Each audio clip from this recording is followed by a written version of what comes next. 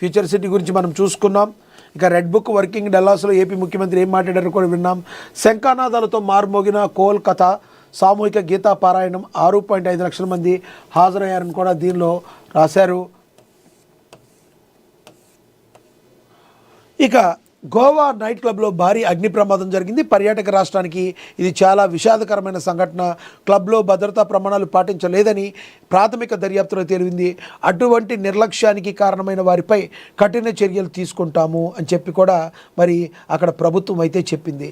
గోవా మనకి తెలుసు, మనని ఒక సింగపూర్ వెళ్ళే వాళ్ళు లేదంటే ఒక విదేశాలకు వెళ్ళి ఏదైనా ఎంజాయ్ చేద్దాం అనుకునే వాళ్ళు మరి అక్కడికి వెళ్ళారు. వాళ్ళందరూ కూడా గోవా వెళ్ళేవాళ్ళు ఒకప్పుడు. మరి భారతదేశంలో ఉన్న గోవా అంటే మరి అందరికీ కూడా అంత ఇష్టం. విదేశీయులందరూ కూడా ఆ గోవాకి రావడం వలన మరి విదేశీ ఫారినర్స్ని అక్కడ కలవడం, అదొక అట్మాస్ఫియర్ మొత్తం కూడా మనకి గోవా అంటే ఒక ఫారిన్ కంట్రీని తలపించే విధంగా ఉండటం, అక్కడ వాతావరణం, అక్కడ సముద్ర ప్రాంతం అంతా కూడా మన భారతీయులకి బాగా నచ్చేది ఒకప్పుడు. కానీ ఈ రోజున గోవా అంటే మరి అక్కడికి వెళ్ళడానికి భయపడిపోతున్న పరిస్థితి. ఎందుకంటే అక్కడ మినిమమ్ ఏవైతే రెస్పాన్సిబిలిటీలు ఉంటాయో అవన్నీ కూడా సరిగ్గా అక్కడ ప్రభుత్వాలు పట్టించుకోవడం లేదు. గోవా అనగానే అందరూ కూడా ఒక దండం పెడుతున్నారు.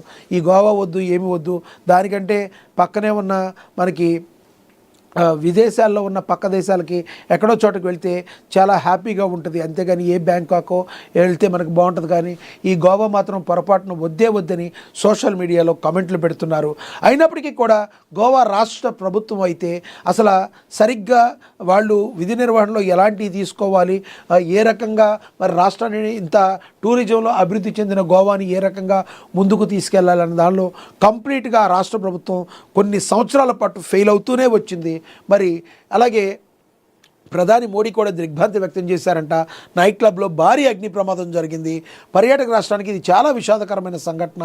క్లబ్లో భద్రతా ప్రమాణాలు పాటించలేదని ప్రాథమిక దర్యాప్తులో తేలింది.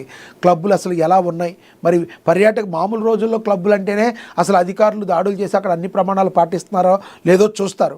అవన్నీ కాకుండా ఇంతటి పర్యాటక ప్రాంతంగా అభివృద్ధి చెందిన క్లబ్లో ప్రమాణాలు పాటించకుండా ఉంటే మరి ఆ క్లబ్ని అలా వదిలేస్తే ఇది ఎవరి తప్పు? క్లబ్ యాజమాన్యం తప్ప, లేదంటే మరి ఏదైతే ప్రభుత్వం రాష్ట్ర ప్రభుత్వం దాని తప్ప? మరి ప్రధాని మోడీ కూడా దిగ్భ్రాంతి వ్యక్తం చేశారు. గోవాలోని ఆర్పోరాలోని రొమానియాలోని జరిగిన భారీ అగ్ని ప్రమాద ఘటనపై ప్రధాని నరేంద్ర మోడీ దిగ్భ్రాంతి వ్యక్తం చేశారు.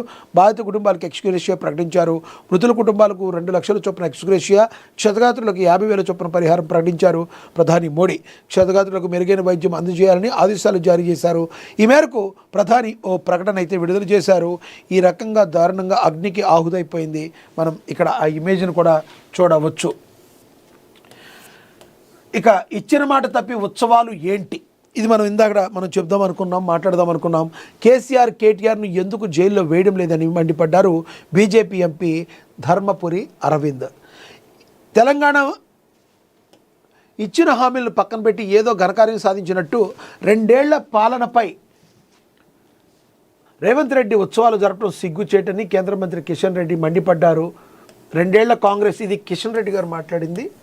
ఇక ధర్మపురి అరవింద్ మాట్లాడింది, ఒకసారి చూద్దాం. కేసీఆర్ కేటీఆర్లు ఎందుకు అలా జైల్లో వేయడం లేదని మండిపడ్డారు బీజేపీ ఎంపీ ధర్మపురి అరవింద్. తెలంగాణ ముఖ్యమంత్రి రేవంత్ రెడ్డి ప్రభుత్వంపై BJP Nizamabad MP Dharmapuri Arvind charge sheet అయితే విడుదల చేశారు. ఆదివారం ఢిల్లీ వేదికగా ఆయన మీడియాతో మాట్లాడారు. 2 ఏళ్లు పూర్తి చేసుకున్నందుకు కాంగ్రెస్ రేవంత్ రెడ్డికి కంగ్రాచ్యులేషన్స్ అయితే తెలిపారు. కేసీఆర్ కేటీఆర్లను ఎందుకు జైల్లో వేయడం లేదని ప్రశ్నల వర్షాన్ని కురిపించారు. అధికారంలోకి వచ్చిన తర్వాత కాంగ్రెస్ ప్రజావంచన చేసిందని ఆయన ఆక్షేపించారు. ఇచ్చిన ఒక్క హామీని కూడా ముఖ్యమంత్రి రేవంత్ రెడ్డి ఎందుకు నెరవేర్చలేదని ప్రశ్నించారు. హిందూ దేవుళ్ళపై రేవంత్ రెడ్డికి ఎందుకు అంత కోపమని నిలదీశారు. కాంగ్రెస్ అంటే ముస్లింలని రేవంత్ రెడ్డి అన్నారని ఆరోపించారు. తెలంగాణలో 793 మంది రైతులు 2 సంవత్సరాల్లో ఆత్మహత్య చేసుకున్నారని ఆందోళన వ్యక్తం చేశారు. బీజేపీ నేతల మధ్య ఎలాంటి భేదాభిప్రాయాలు లేవని స్పష్టం చేశారు. తామంతా ఒక్కటేనని బీజేపీ తెలంగాణ అధ్యక్షుడు రామచంద్రరావుకు తనకు మంచి సన్నిహితం ఉందని వివరించారు. రామచంద్రరావు తనకు పెద్ద లాంటి వారని